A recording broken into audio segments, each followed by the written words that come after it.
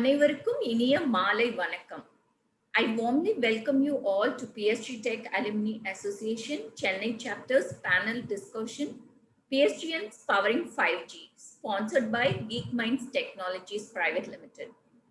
Remote work is the future of work. Yes, when everything is happening remote, right from the learning, corporate meetings, socializing, cultural collab, and of course the Navratri Golu too. Can Chennai chapter be far behind? No way. We moved from the conference room of Car Technologies to the online platform to give you all an engaging and stimulating talk show. And today's discussion on 5G would set a benchmark for all the upcoming webinars.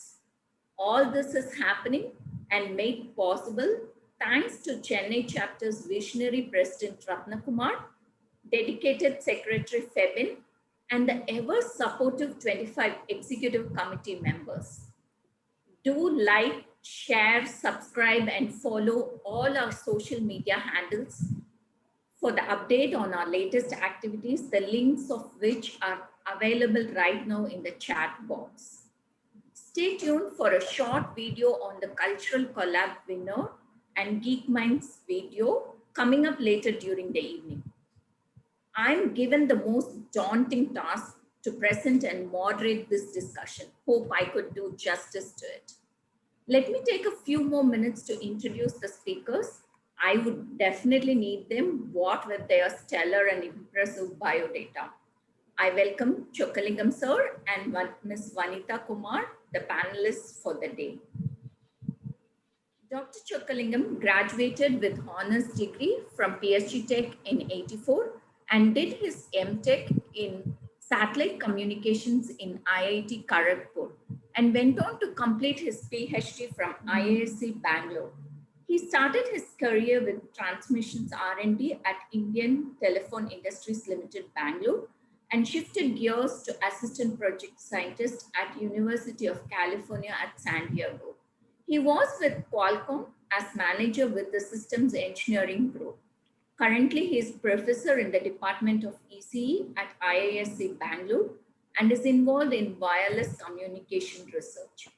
He has authored a book on large MIMO system and has several publications and patents to his credit.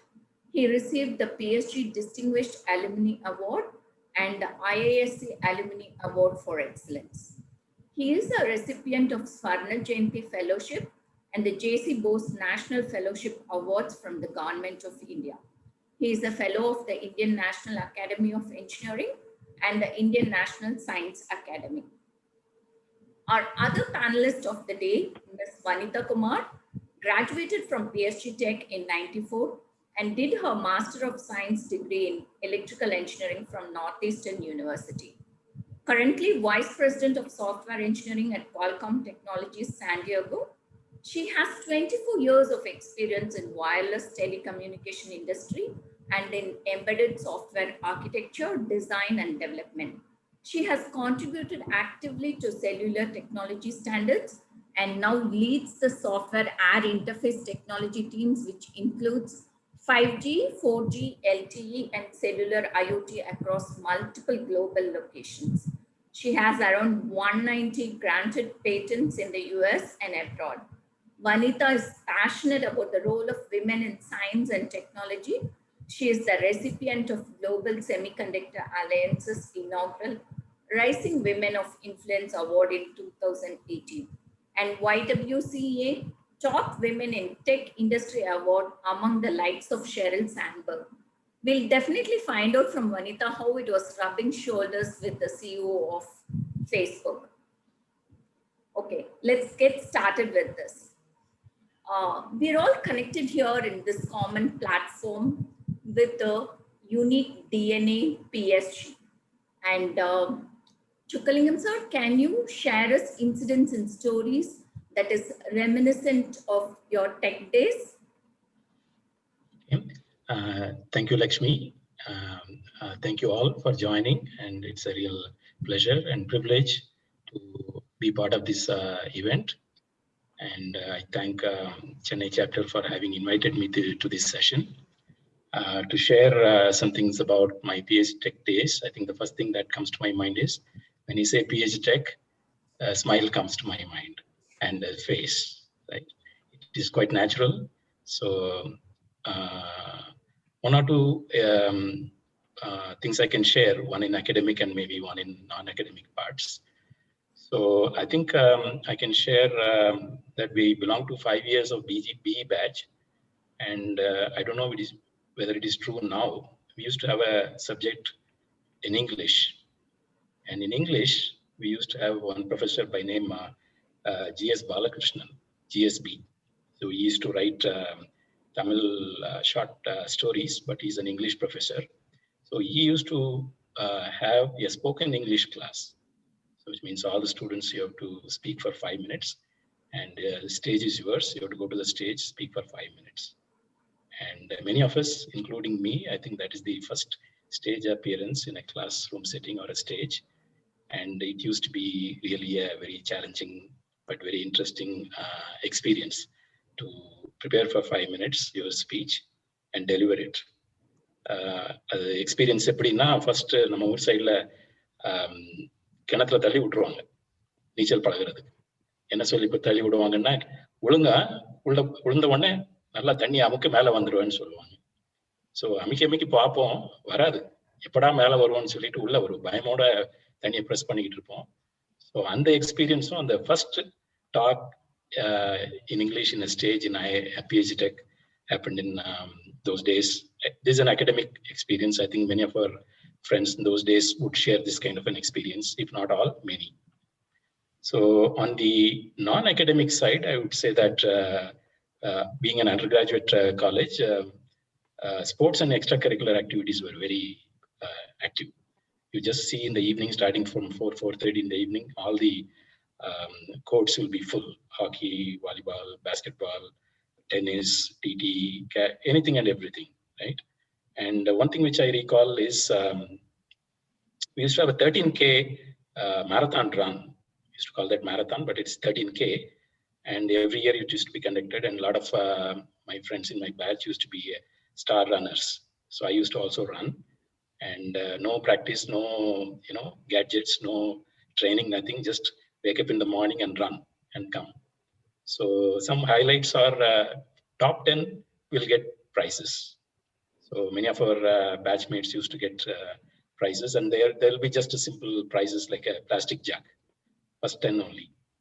And certificates will be given for first 50. So I remember getting certificates few times. So I think PhD sports and extracurricular activities are very good. Still remember. And last one I can share is in hostel life.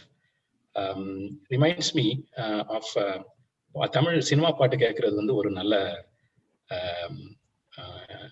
Experience. என்ன அப்படின்னா, radio வந்து school டேஸ்ல எல்லாம் பார்த்துருப்போம். But இந்த 2-in-1 வந்து PhD hostel டேஸ்ல தான் வந்து பார்க்குறோம். என்னோட என்டையர் பேட்ச் ஆஃப் ஸ்டூடெண்ட்ஸ்ல வந்து 3 பேர்கிட்ட தான் வந்து அந்த 2-in-1 இருக்கும். முருகன், செல்வராஜ், ரவி. ஸோ பியூட்டி என்னன்னா, யாருனாலும் அந்த ரூமுக்கு போகலாம், என்ன பாட்டினாலும் கேட்டுட்டு திரும்பி வரலாம். So it is so socialistic and friendship. So remember அலைகள் ஓய்வதில்லை பாட்டுகள்லாம் ரொம்ப கேட்ட மாதிரி ஞாபகம். அண்ட் சங்கராபரணம் பாட்டுகள்லாம் ரொம்ப கேட்ட மாதிரி ஞாபகம். ப்ளஸ் மோஸ்ட் இம்பார்ட்டன்ட்லி இளையராஜாவா MS விஸ்வநாதாங்கிற ஒரு டிபேட் வந்து very hot debate in those days. So always நினைத்தாலே இனிக்கும் இளைய நாட்கள், PhD நாட்கள்.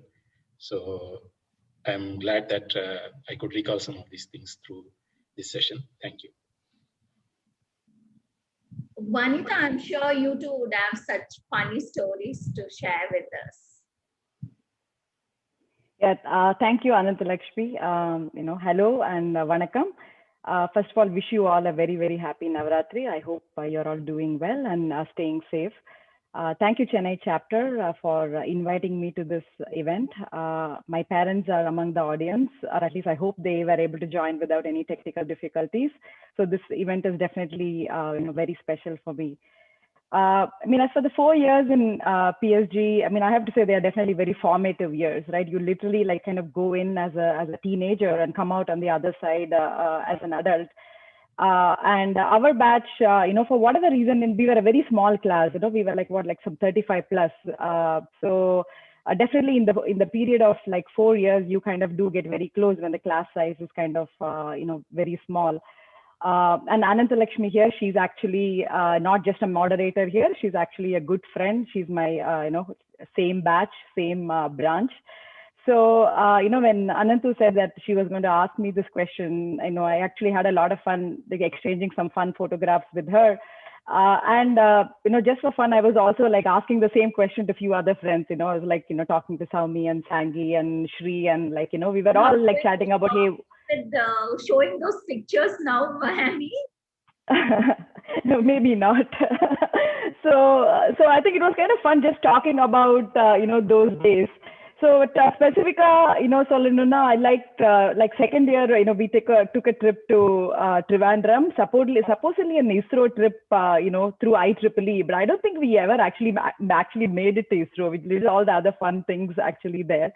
The reason I like the trip is I actually made a lot more friends, not just like, within our batch, but also kind of like outside other branches, seniors, and all of that. And the fourth year, Anand, maybe you remember the Kodaikanal trip. That was actually a super fun trip as well, right? I mean, that is at that time, the whole cast, everybody kind of knew everybody else really well. So that was like a really fun trip as well. And of course, those precious moments where you spend as a class or like, in Pyramid Cholai, eating in higher mess because, definitely the food there was so much better than the hostel food. And then all the times hanging out in the JM bakery, definitely they're all, very, very memorable. And I want to really, use this opportunity to thank, all my friends, classmates and faculty for, really making those 4 years, very memorable. And I have to say, in some way, all those experiences really contributed to the person that I am today. So yeah, very precious memories. Yeah, it is so nice hearing. It is so warming, Vanitha, to hear about it. Can you tell us about the background that led you to what you're doing today and what excites you about 5G? Exactly what aspects of 5G technology are you right now involved in? Yes, so like, bear with me, I'm going to share a few slides. Trust me, these 2-3 slides will really be the only slides in this whole, presentation. So don't want this to be like a boring, 5G technical seminar. So, but, it's kind of just to kind of build up that background, why we are here, why 5G is even relevant today, right? I just want to like, kind of share these couple of slides.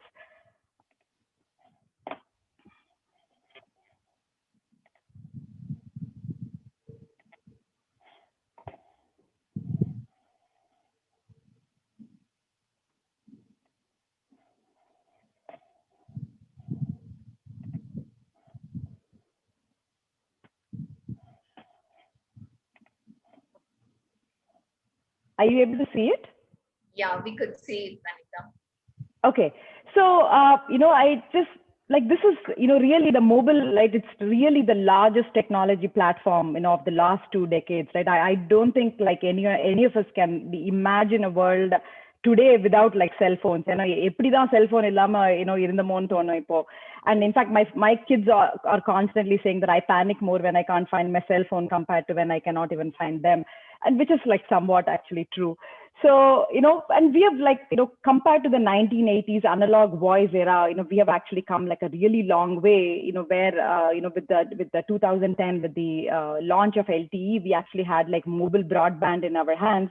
And really think about it, as of 2018, it's actually, that year is very significant because that is the year when the number of mobile communications in the world literally crossed the world population, right? It's like more mobile communications than people living in the world. And basically by 2023, we actually expect this to be about like 13.5 billion mobile connections, with like 1.4 billion actually being 5G connections, right? And so why, right? Why do we have all these connections, and what is really driving all these things? And really the biggest reason for that is this technology transformation, right?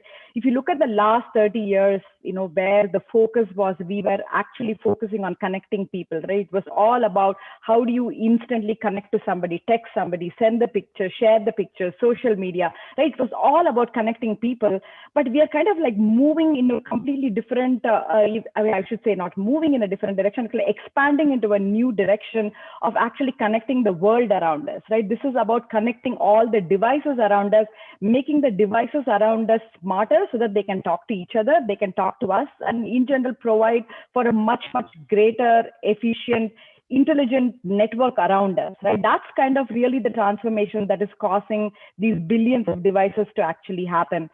And that is exactly what like 5G facilitates, right? So when you are actually talking about, a world, if you can actually picture a world like this, right? If you see this picture, right, this is like, I think we can easily imagine a future like this, right? You have like, mobile broadband, you're like, sitting somewhere, having a video conference call with somebody, you are actually having, a VR, XR headset, right? And you are actually having a connected car, and the car is talking to the traffic light, the car is talking to another car. And you are actually have like, drones moving around, delivering stuff. You have like intelligent wearables. You're going on a run, there is a device there constantly monitoring your heartbeat. And if there's an old person walking on the road, maybe their location is actually being shared with their caregivers back home. All of this while you are having the mobile broadband. And, so if you are talking about a world like this, where like, you have intelligence in the little, like parking meters to the traffic lights to everything around you, and this needs a very powerful, highly flexible network, right? You should be able to basically handle the high, data rate demand along with the low latency demand, along with security, reliability, everything. And that's exactly what 5G offers, right? With this, all the flexibility, a very, very superior air interface.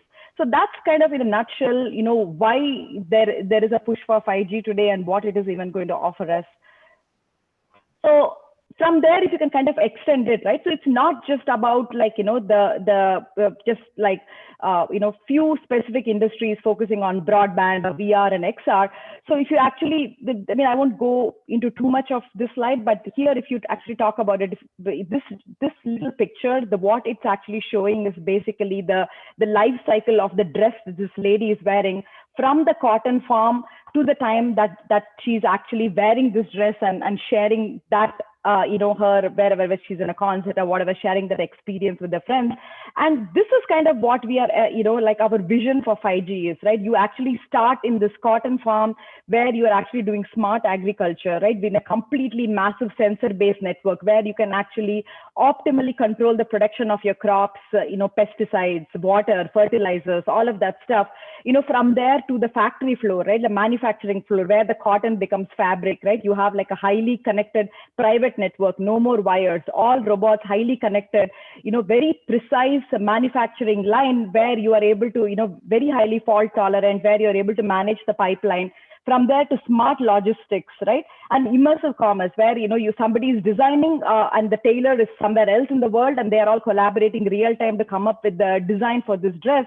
And from there, like a smart telemarketing, right, where you can potentially try on this dress remotely without even actually being there. And once you buy the dress, you get your dress delivered through drone, and then you wear it. You go to this concert, take a picture, and again share it through an XR, experience with your friends. So that's kind of the world, we are kind of going after. And, and where do I fit in all of these things? So at the fundamental of your mobile device, there is this, there is this heart and brain of the device. At least that's what, we would like to think it is. That's basically the cellular modem, right? That is basically the one that makes all this connectivity happen, whether it's like, Wi-Fi or 2G or 5G, or managing your connection as you move through, whether it's on a train or a car, right? How do you manage your connections? How do you hand it off successfully? How do you make sure when there is no 5G, you gracefully hand down to 4G? When do you turn on what channels? All of that smarts, is there running on this tiny processor, and with the full, stack that comes on top of it, right? So that, literally somebody can just slap a UI on top of it and actually make a phone or a mobile router or a watch or any other device, right? So in what form factor this chip goes almost doesn't even matter, but that is pretty much the heart of the chip, on which all the cellular magic actually happens.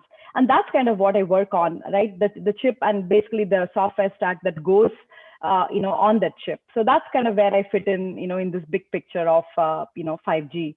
And So Chokalingam sir, on to you.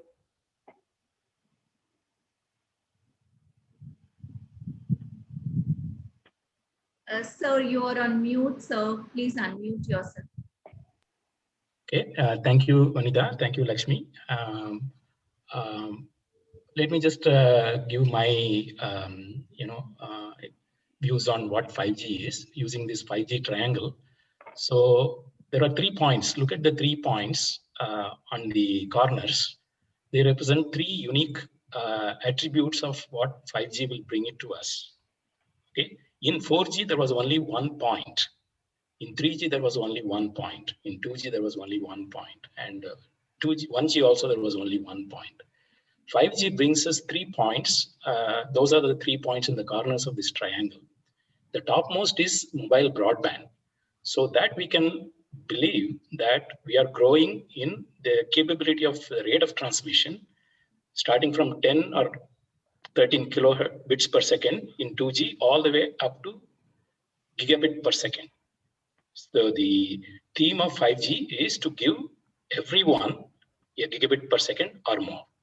So in our 5G testbed project in IISc in my department, we have a theme and we say gigabit per second for everyone. So that is one theme, and that is given by a natural progression from 10 kilobit per second to all the way up to a capability of 1 gigabit per second, and that is enhanced mobile broadband. And by the way, that is where I do research, the top point. Okay, so let me give an example what these 2 bottom points are. Low latency, ultra high reliability. Look at the words ultra high reliability. So which means the demand on the transmission of bits that go through should be very, very reliable. And they should be coming to you from the sender to the receiver at very low latency, which is delays. I'll give an example quickly. Suppose if I take this session as an example, all the videos that you are seeing, audios you are seeing and multicasting, they are all because of the tip in the top. Very high bandwidth, very high data rates, and everybody is having that topmost, whether if you use it using 4G phone, and 5G it will be even better. But what is this low latency? Take this hands raising information that you're going to use in Zoom to ask a question, or you chat, hi, I'm so and so, I see you after 40 years, Mano, right? So these informations are very short packets, and they also come to me, come to all. Where do they come from, or through which channel it goes through? It goes through the main pipe, which is the broadband pipe. And I don't care if my chat box information comes to you at precisely the time I want or a little later, doesn't matter. But look at this kind of very short, small information packets, not video kind of streaming, but that have to come to you in a precise moment that you want for mission critical applications as well as time critical applications. A common example which is quoted in the public domain is doing remote surgery using robots, right? A control of an arm should be reliably told to that robotic arm as well as instantaneously. And the timelines we are talking about is less than a millisecond. In 4G backwards, it was 10 milliseconds or tens of milliseconds and lower. But now we are talking about very precise timing, very ultra reliable things. And we are talking about autonomous vehicles or controlled vehicles, self-driving cars, whatever you want to control. This ultra reliability and low latency is important. And the third one on the left bottom is massive IoT. So forget about this video call. I have a phone, I have a laptop, I have 5G connection or 4G connection. But this IoT is totally a different ball game. So you have a small device which you have put it in your agriculture place for sensing the water content, or in a place for monitoring pollution. These are all tiny devices, and they will send few bits occasionally. And they don't need this video transfer, this AR, VR kind of high-speed requirement.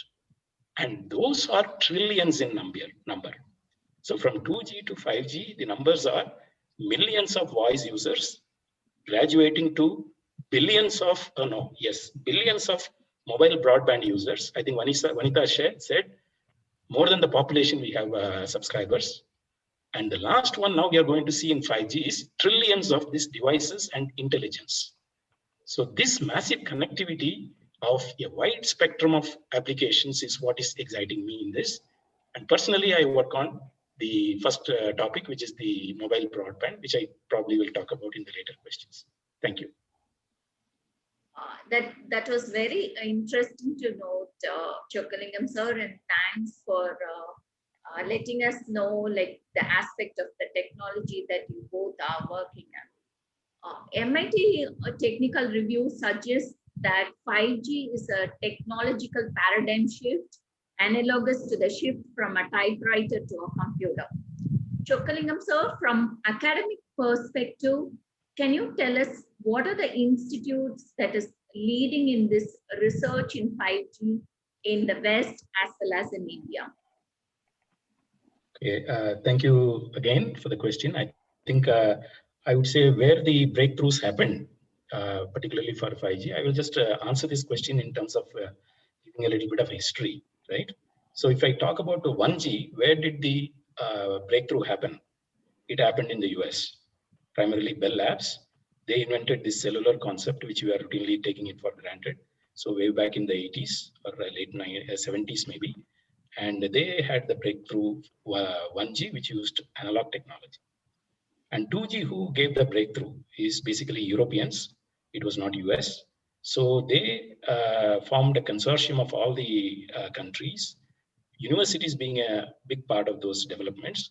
They created a digital technology and they called this TDMA-based technology, which India started using in the early years of its usage of cell phones. So 3G, when you talk about breakthroughs, I don't think anybody made a big breakthrough except that you increase the rate. As I said, that you increase the rate continuously from generation to generation.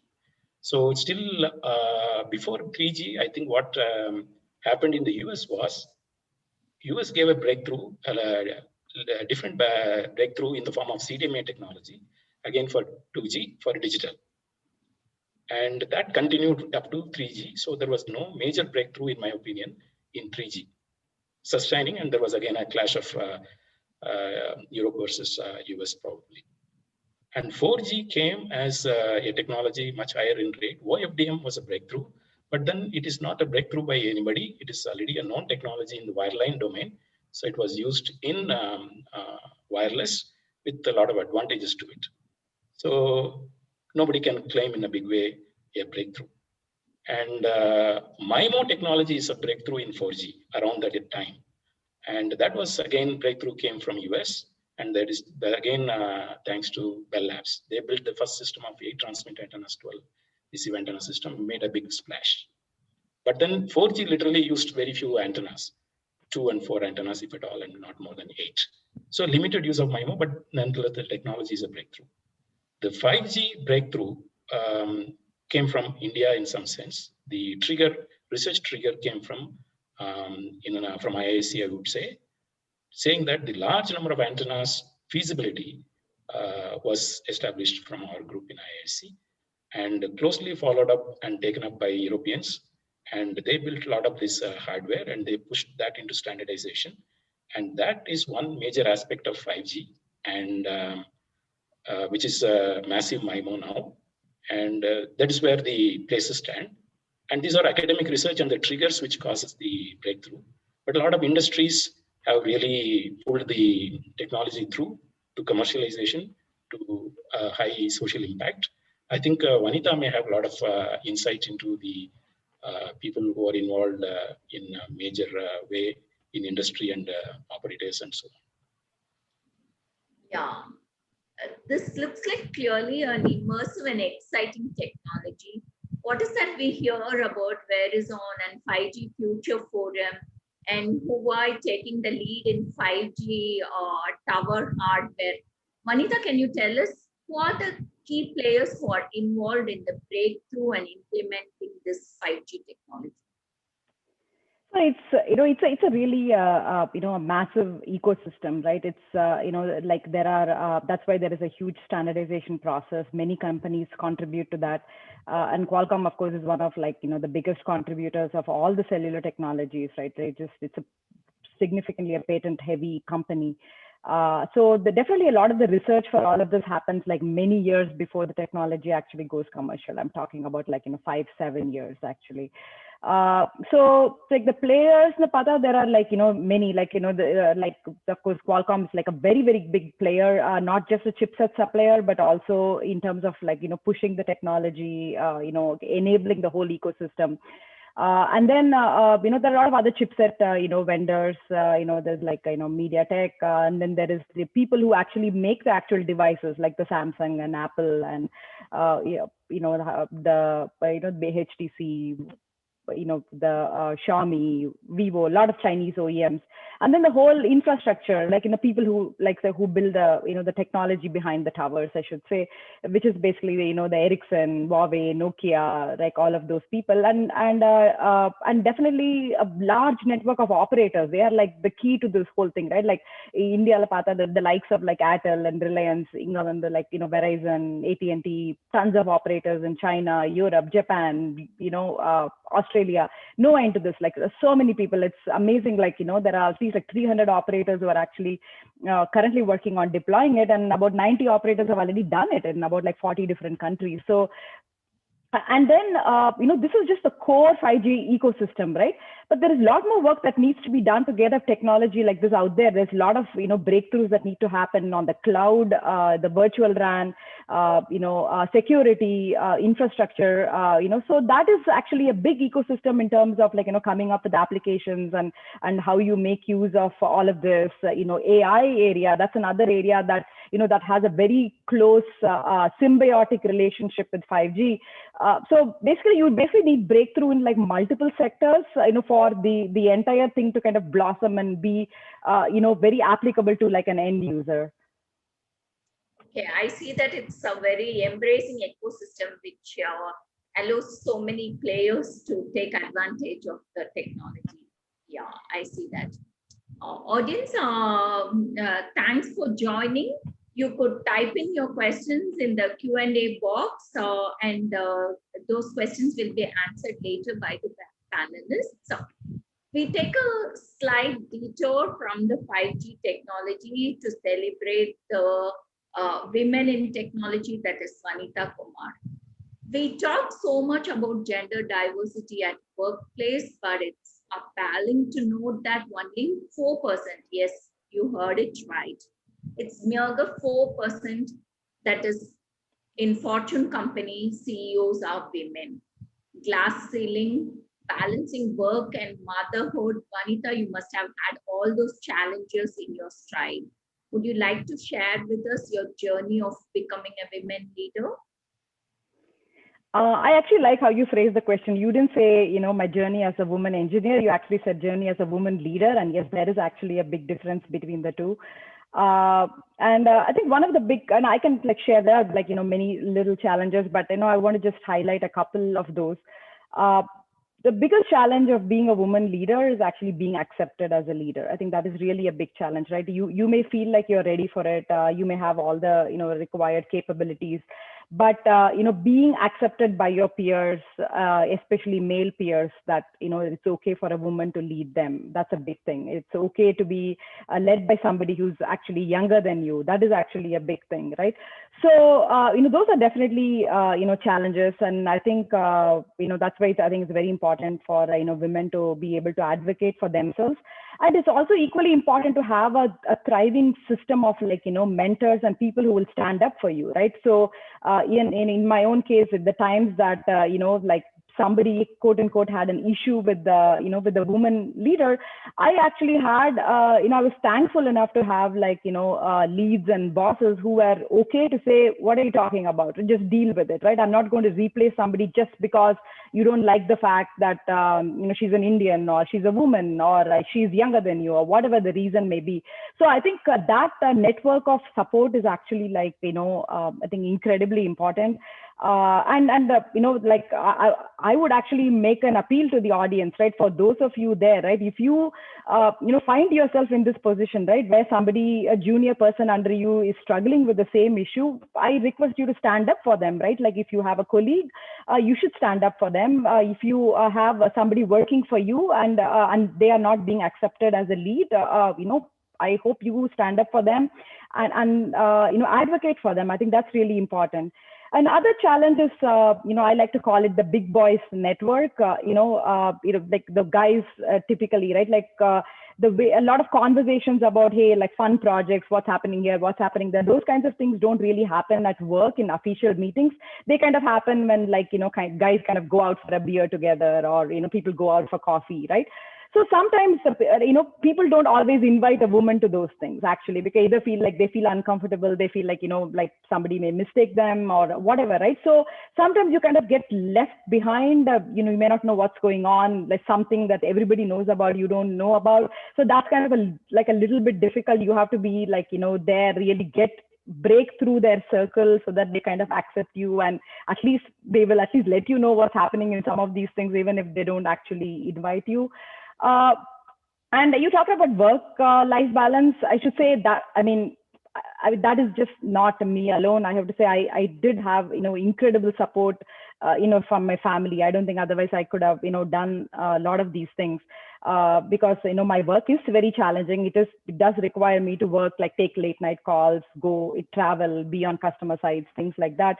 So, definitely had a lot of family support. Definitely want to start with my parents. They always encouraged me to really dream big, and more importantly, not feel guilty about taking on big challenges. So definitely many thanks to them for that, and also had incredible supportive husband, right?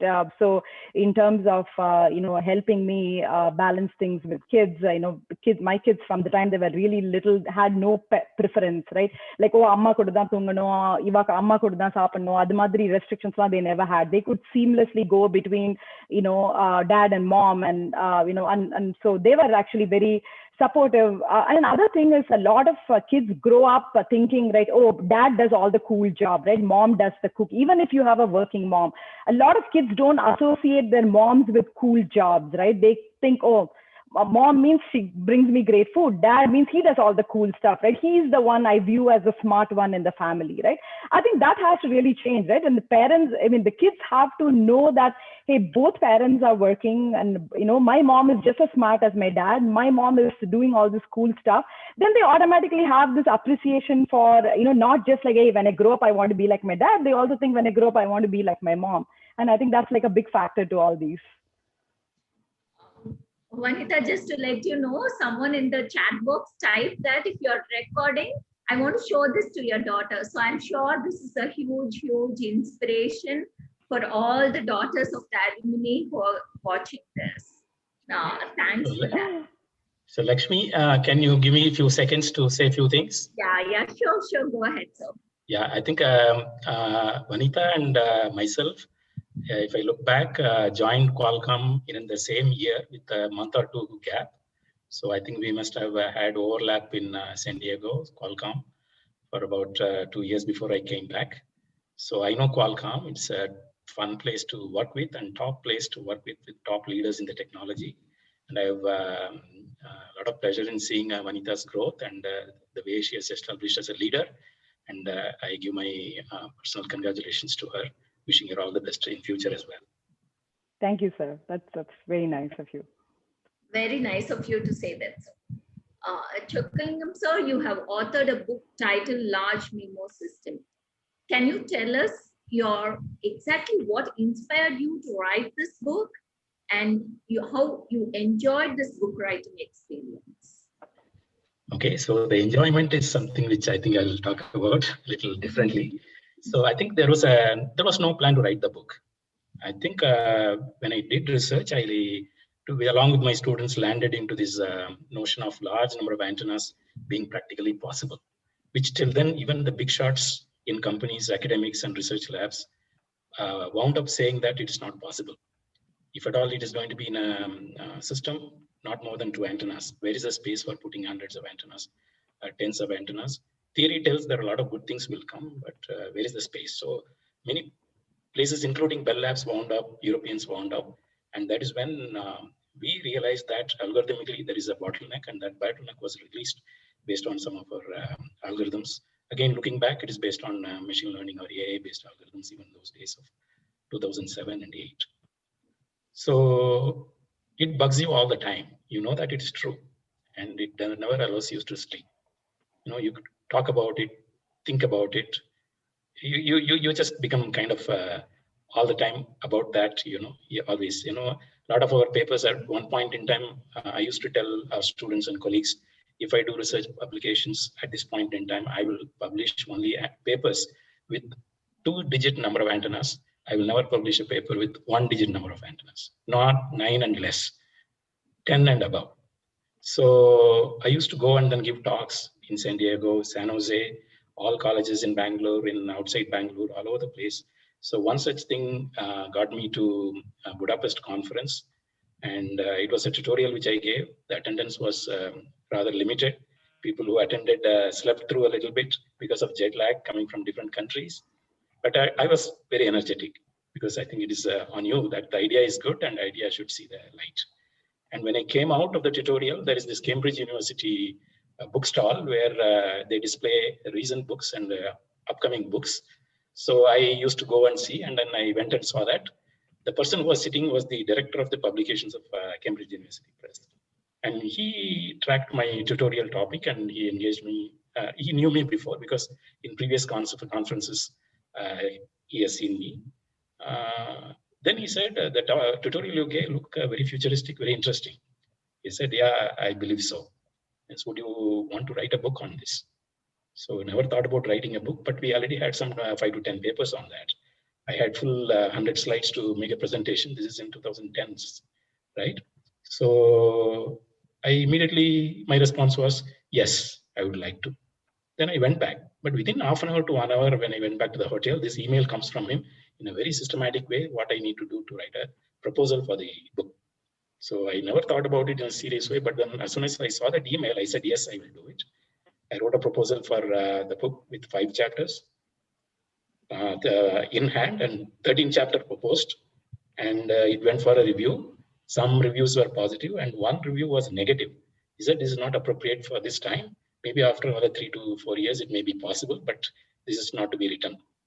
But my unique selling point was there are lead authors in MIMO technology, a dozen books already in the literature, including Professor Pal Raj of Stanford University. So I said those books are talking about 10 or less or 8 or less antennas.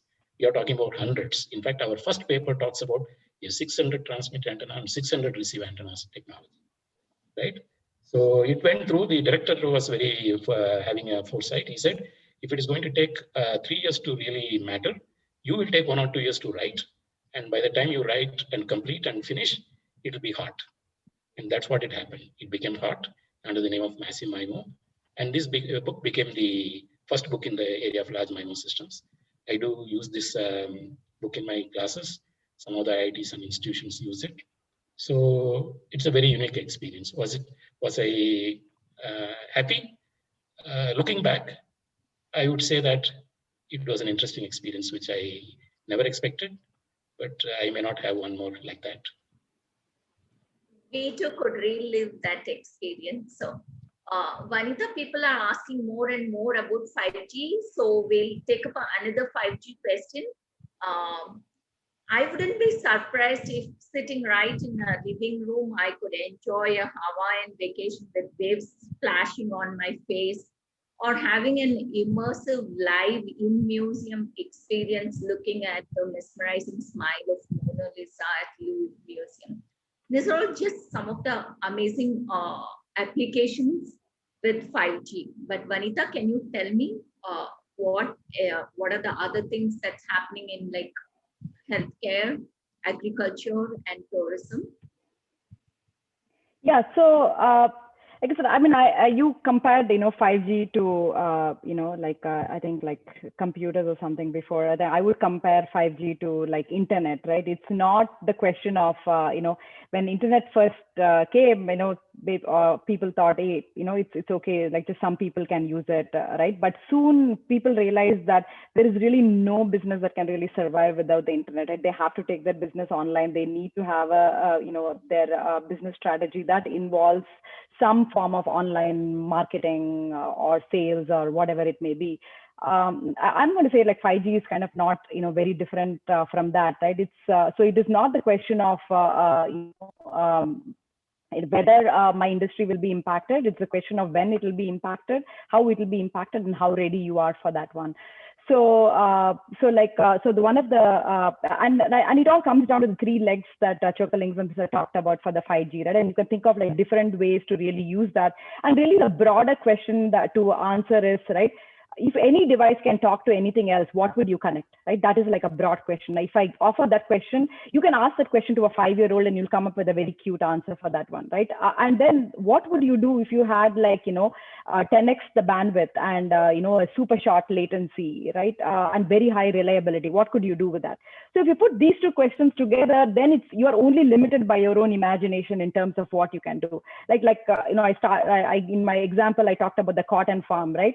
And there are there is already, so that is actually not really fiction. That is something that can actually happen and happen today, right? Because a lot of the, the agriculture is definitely turning very smart, because otherwise, how else do you monitor, acres and acres of land for is it like optimal? Is the soil condition optimal for nitrogen? Or is one part of my farm getting affected by the pests? Or is the water level right for this one? And when is it, is my plant getting affected by any disease? If so, when do I intervene? The best way to do that is automate all of these things so that you can get smart triggers so that the farmers can intervene at the right time and take care of the corrective measures when it's actually helpful, as opposed to waiting too late, right? And then the healthcare, right? The healthcare is actually, especially with the COVID situation right now, right? A lot of the healthcare specialists that thought that they would actually never go online are now realizing that it's totally fine. In fact, pre-COVID, I was just reading a survey yesterday, pre-COVID, right? Less than 10% of the cardiologists thought that they can actually do any part of their work, remotely. But right now, more than 70% think they can do a good part of their work remotely, right? Because they are just learning to adapt. And one of the big things is some of this telehealth care now, it's here to stay. It's going to stay even past the COVID era, because we are talking about how helpful it is. So think about a day wage labor, right? Somebody on an hourly pay. For them, to take an hour away from their work, permission portator, it's a loss of pay. Going and sitting in the doctor's office, waiting for the doctor, that's a lot of money loss for them, time loss for them. But if they can take care of a lot of these things remotely, then that is actually saves a lot of time, and that time for them translates directly to money. So I think definitely the telehealth care is very much here to stay.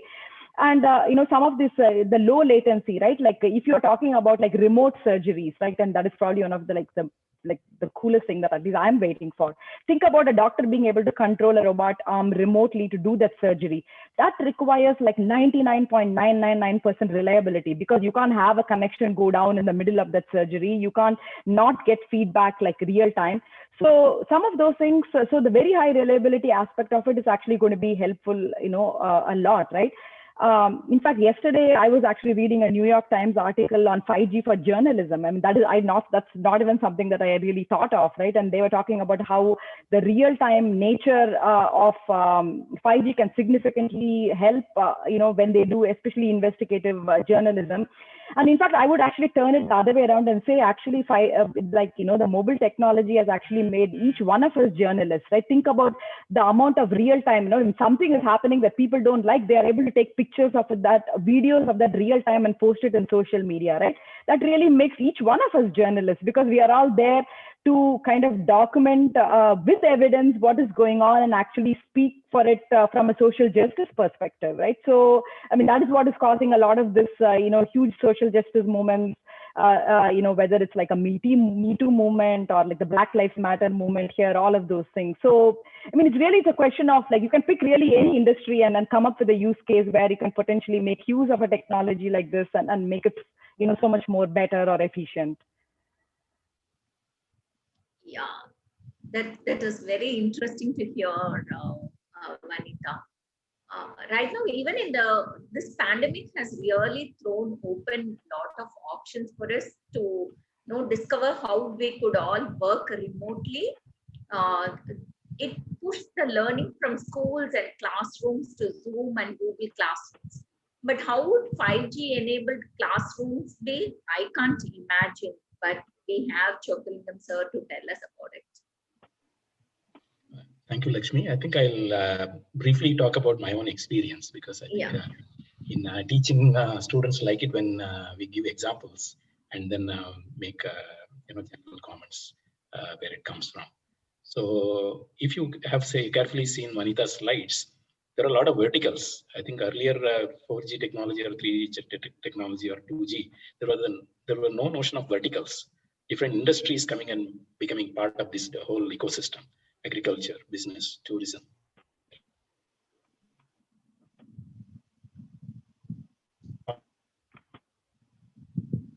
I think online education or teaching has become,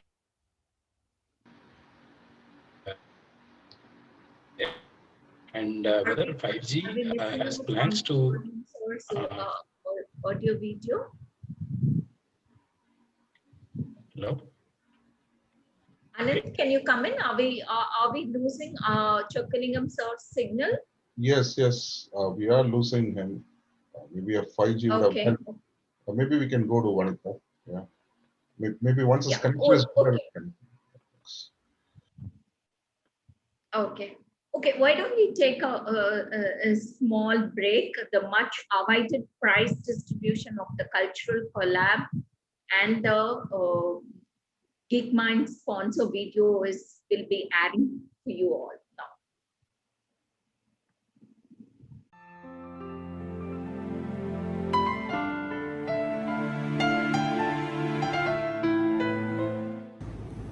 Good evening. It's very nice to be here. We had the first of its kind cultural collab in Chennai chapter last month, and our event sponsor being Vijay Kumar of V-Star Diamonds, and we also conducted a cultural collab contest. So today we are here at V-Star Diamonds to give away the prize to the winner. As you all aware, as an alumni, this was an exclusive event to project the talent of alumni and their family members. We had two judges for judging this comment posted on our YouTube, Mr. Nambi and Mr. Sundaram sir. So we are pleasure to declare Mr. Neelakandan as the winner of 79 batch. May I welcome Mr. Neelakandan, the winner of the prize, and may I request Femin, Secretary and partner of V-Star Diamonds, Visalakshi, to give away the prize. More prizes, Yeah. more contests.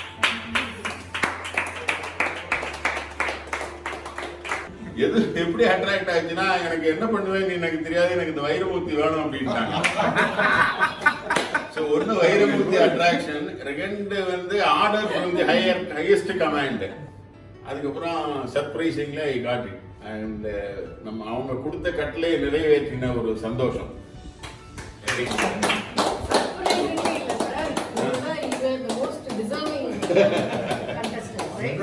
கொடுத்த V-Star and Diamonds ஃபேமிலிக்கு மிகுந்த நன்றி, மனமார்ந்த நன்றி.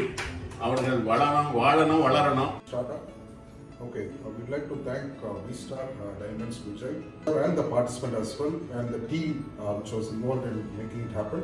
Thank you very much. We wish more sponsors to come and sponsor us so that we can take the alumni to the next level, the charter to the next level.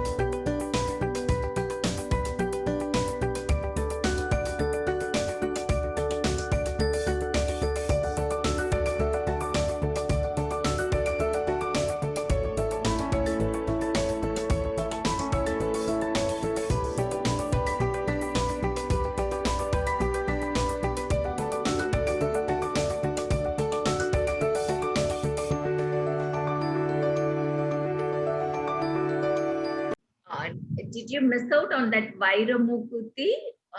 You stay tuned for all the latest updates coming up in our channel. We have a lot more interesting things coming up. We thank Vijay Kumar, V-Star Diamonds, for his sponsoring the Cultural Collab Contest winner.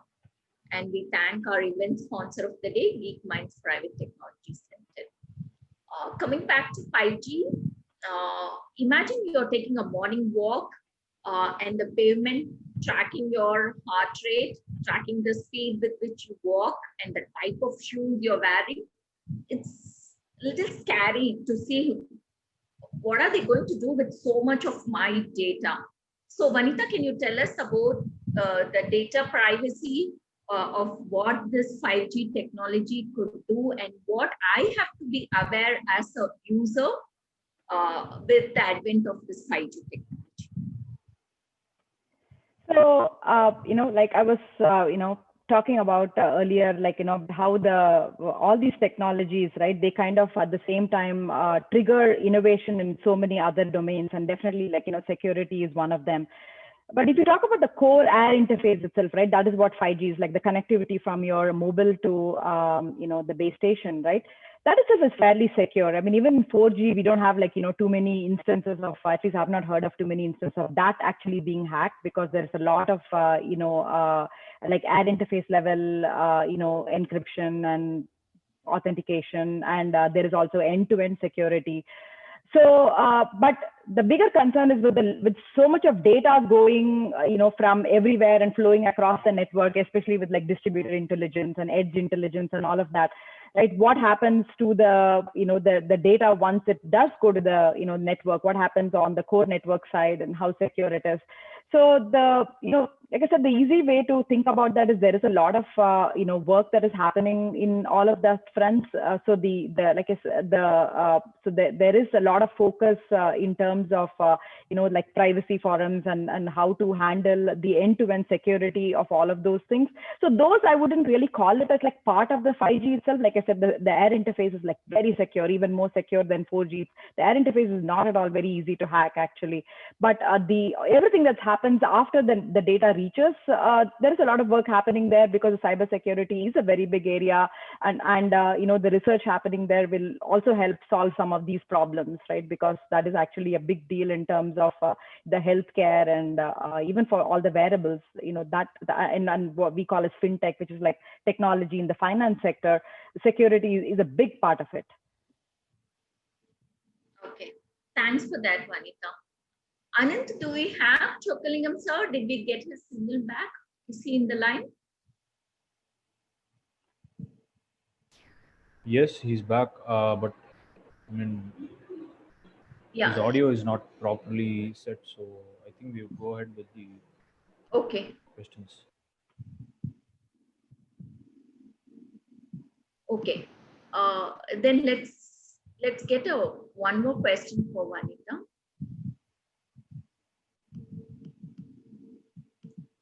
Okay, just to let you all know, Vanitha is in the board of Elementary Institute of Science, which is a non-profit organization that focuses on developing exposure and interest in STEM careers among young children.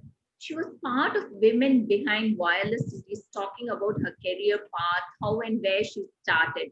The best part of that series was one about parenting, and we ask her the same here. Vanitha, how do you talk to your daughters about math and science? Your daughters too, wanting to get into the wireless technologies like their mom? Okay, so it's I don't think I need to tell the Indian parents how to talk to their children about math and science, because that question itself was actually meant for a different audience. And in fact, I think the Indian parents do more than a sufficient job of talking to their parents about math and science. And my kids will actually, tell you that, so that they actually consider it a very Indian parent thing to do, So, but however, I think I will tell you what we don't talk to our kids sufficiently enough about. I'll say about boys and girls. I think to our boys, we definitely don't, I think that's one conversation I've never seen any parent have with their boy, right? How do you treat the girls in your class, right? How do you know when to advocate for them? How do you know to stand up for them, right? So I think that is kind of a very important conversation to have with the boys, because, you know, these are the people that kind of grow up, they become your future colleagues, husband, right? Friends, brothers, all of those things, right?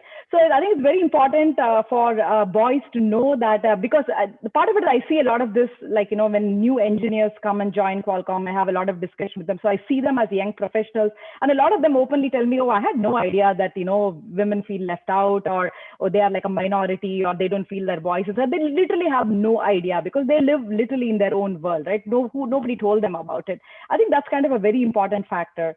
And for girls, I think it's very important for us, I think, to teach them how to stand up for themselves, how to make sure their voice is heard, right? Especially, I mean, I have done this mistake a lot as a parent. We are very good at telling them, oh, eduthu pesada. You know, I'm the parent. I have told you this because I say so. Just follow it, no matter what, right?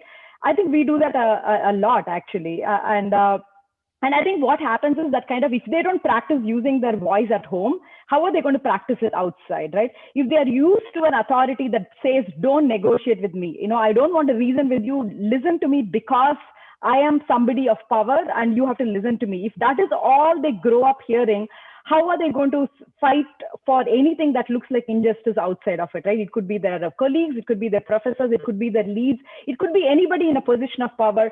How, you know, so they have to learn to, you know, find their voice and in the comfort of the home. I think that is kind of, you know, really important. And of course, I make all these mistakes as parents as well. So some of this is all like hindsight, and also like seeing some of the, you know, like the young professionals at work.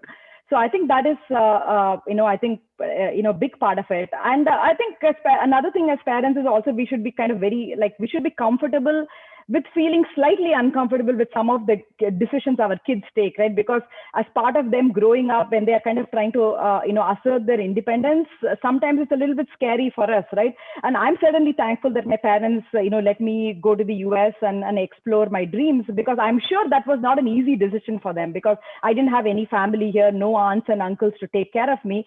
So I'm sure they felt extremely uncomfortable, you know, with that decision of sending me here. But having said that, they did it. Like, you know, as uncomfortable as they were, they actually did it. They encouraged me to do it. That they trusted me that, you know, I will make the right use of those opportunities, and you know, I will kind of stay true to what I want to do. And that kind of helped me. And I think we kind of owe the same thing to our kids as well. So, you know, that's kind of what I would say. Not so much. I know so much about math and science answer, but I think there are so many other aspects. I think we have to tell them along with it. That was definitely a different kind of talking from the question that I framed. Thanks, Vanita, for sharing that. I know audience, thanks for being patient. We just wanted to explore the women and her personal side of Vanita also to come in into the forefront, just to make a balanced discussion.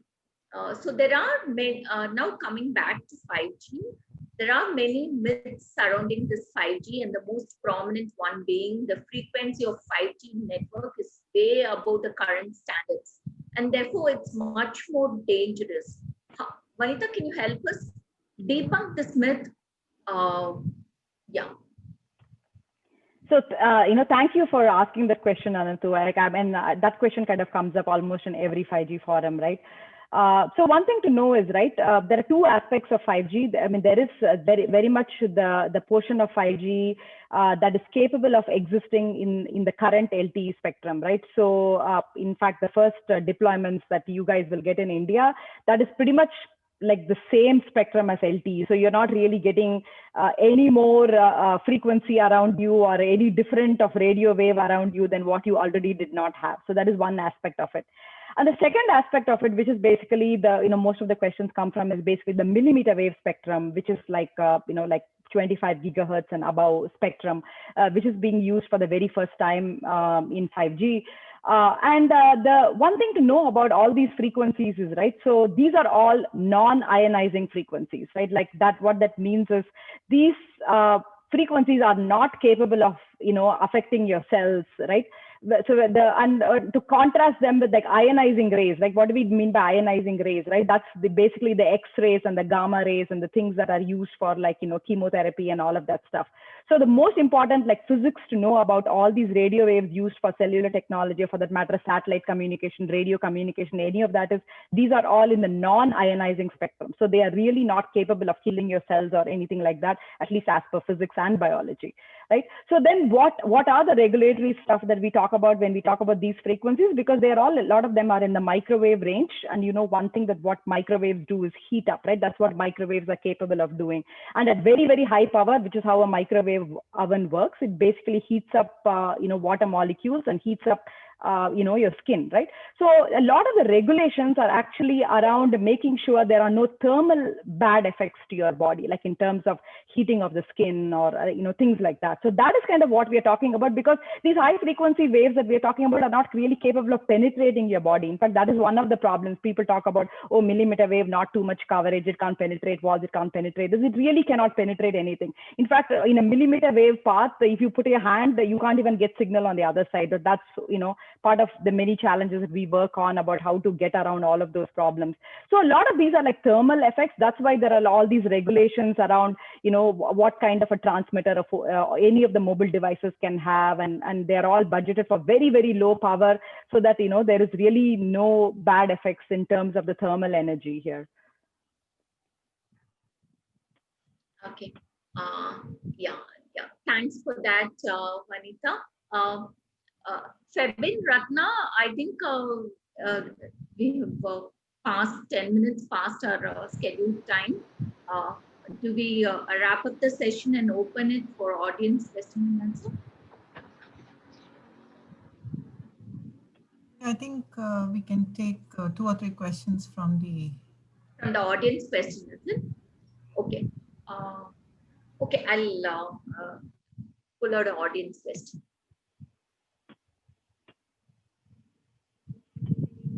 Okay, there is one question from the audience that asks, IoT for machines, what kind of application companies cannot afford for high-end robots? Any low-cost development?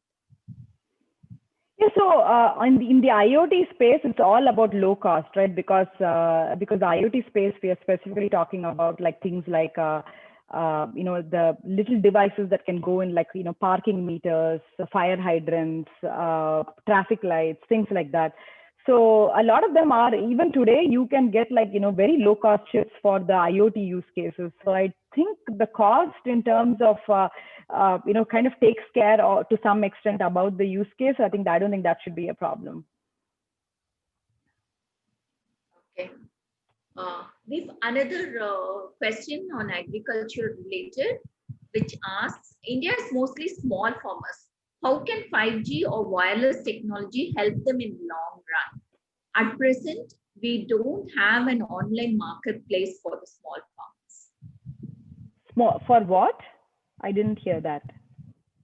Did you say small farm? He's asking, how can 5G technology help the small farmers in long run? India basically has all small farmers, right? How can 5G technology help them? Okay. So when it comes specifically to India, right, we have a much different problem. So in India,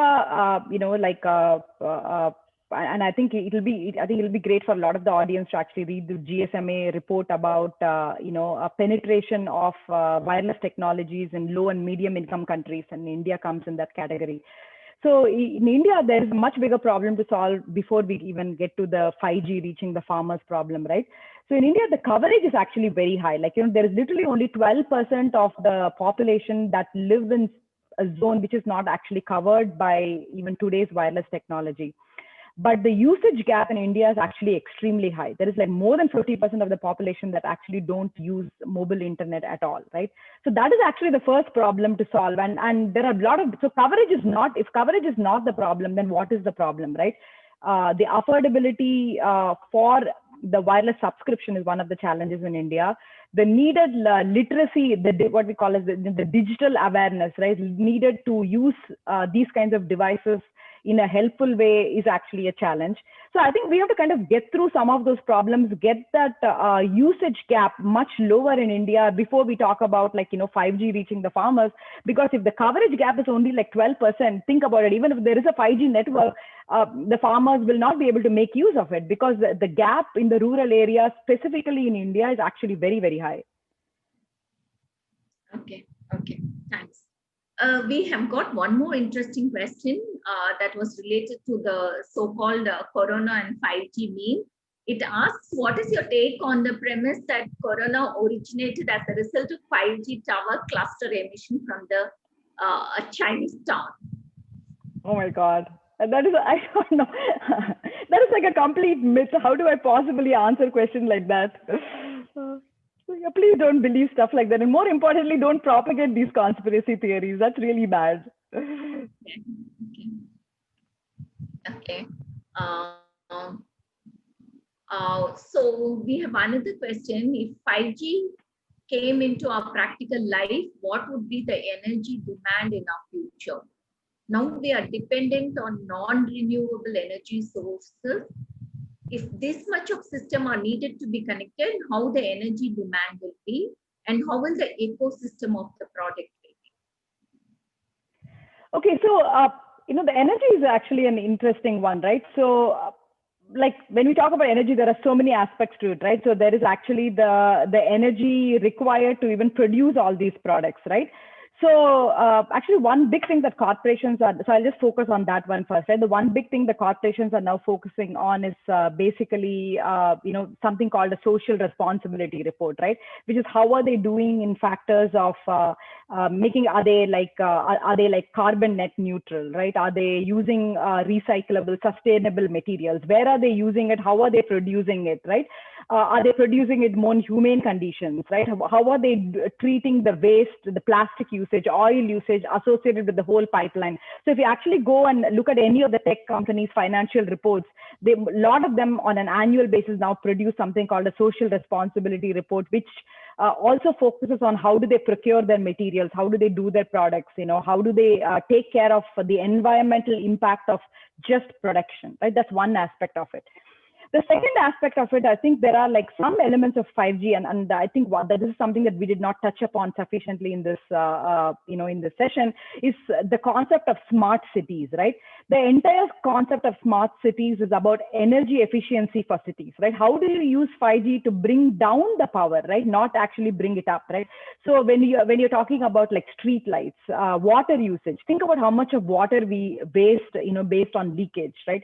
Think about, the lights that get turned on when there is no need to get turned on. Think about the traffic signals that are operational when there is no traffic on the road. So I think the whole idea of the smart cities is basically make use of technologies like 5G to actually cut down on your energy consumption, not to actually increase it. And you can actually kind of extrapolate that a little bit more and say, hey, I can monitor pollution, I can monitor emissions, I can go and regulate everything that is completely unregulated today, giving me real-time feedback, who's violating what, on a real-time basis, as opposed to somebody going and doing an audit once a year. So I think there are a lot of, we are not really looking at 5G as something that's going to kind of like, destroy the environment. We are hopefully looking at all these wireless technologies, something that can actually help us save the environment. Okay, thanks. One more question. Are we moving too fast on changing to new technology? Would this not put a pressure on the investment made on existing technology? I think they're asking because 5G has to have a whole lot of infrastructure cost, right? They're asking that. Yeah, well, hopefully somebody else invests in the infrastructure and we get to benefit from it, right? So that's a good. So the people see, why are people investing, right? These are all not non-profit businesses, right? They know what they're doing. If they are investing in something, that means they're expecting returns from it, right? So they are expecting a lot more in terms of services and applications and use cases. I mean, it's just common business sense, right? Nobody's going to invest in anything unless they believe that they're going to get something more out of it, right? So I think investing in technology, I mean, it's never a bad investment, right? The same way, like when people had to go online to set up their business, is it a way? Of course, it's a lot of investment. You have to build applications. You have to worry about security of data. You have to worry about, the reach for that. Is the user interface good? But net, if you don't have an online presence, you don't even have a business in the first place. So, there is always a short-term investment and everything. I mean, even if you want to go on a vacation, you have to invest, right? You have to buy your flight tickets, do the research, do the hotel booking. You have to do so much just to go on a vacation, which is supposed to be fun. So, but if you're trying to do something, completely, we're looking for a complete breakthrough, obviously you need to do a lot more investment. Thanks for that. There's one more thing. We always want to know when 5G is coming to India. Airtel and Jio have started in 5G, but when will it hit India? It will reach all the rural areas. Well, rural areas, I don't know. When it will reach India, I think there is going to be I think there was a spectrum auction that was supposed to happen this year, but I think that got postponed because of COVID. I think if I know the data from Qualcomm, at least I think the auctions are expected to happen maybe late this year, early part of next year. I think the general rollout is expected late 2021 in India. And of course, a lot of the carriers can always choose to refarm some of the LTE spectrum and use it for 5G. But at least in India, there is no plans to do that because the LTE network is pretty congested. I mean, there is a lot of traffic on it, and they are struggling to just meet demand with that. So I don't think they are going to be refarming the LTE network, but hopefully the new spectrum which will be available, and you guys will get your 5G coverage end of next year. Yeah, thanks. Thanks for all those brilliant answers, Vanitha. We would like to wrap up the session. It would be great if we could get back Chokkalingam sir, but I'm not sure if his network is back. Vanitha and Chokkalingam sir, both of you have inspired so much in your field of work. As a closing note, what would you say for all the younger alumni who want to take up a career in 5G and wireless technology? So one thing I would say for all the young professionals, right, all these technologies are here to stay, right? Whether you are an engineer or not, you have to, I think, pay attention to technology, right? Like I was talking about 5G in journalism. So it doesn't matter which field you are getting into, I think all these technology awareness is something that is super important. And for all the young professionals, I think there is plenty of, amazing opportunities in this overlapping space. And what do I mean by overlapping space, right? Like 5G with AI, 5G with VR, XR, 5G with cloud computing, right? So there's plenty of new opportunities, ideas for new businesses in these intersection areas. I mean, this is the time to really be creative. I mean, this is we call literally 5G as the path to the invention age, right? You are only limited by your own imagination in terms of, what use cases you can come up with and what problems you are going to solve. So, really, I think the future is all about the younger generation, taking these to, completely new heights. Yeah, thanks for that inspirational message for all our younger alumni. I would like to wrap up this session. So thanks to the panelists, Chokkalingam sir and Vanitha, for your amazing and brilliant answers and enlightening us about this new age technology.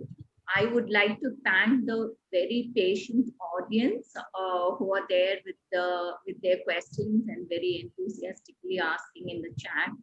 And thanks for interacting with us and staying patient with us. And I would like to thank the Chennai chapter president Ratnakumar, secretary Febin, and the supportive 25 executive committee members. And special thanks to our event sponsor, Minds Technologies Private Limited, and even special mention to the CAR Technologies support team, Ravi Kumar, Anantha Krishnan, and Vadivel for their technical and creative support. And thanks once again. Let's catch up on maybe on a discussion on a 6G. Thank you, Vanitha. Yeah, thank you so much, Anand. It was such a pleasure talking to you. Yeah, thank you so much. Thank you, everybody, for attending.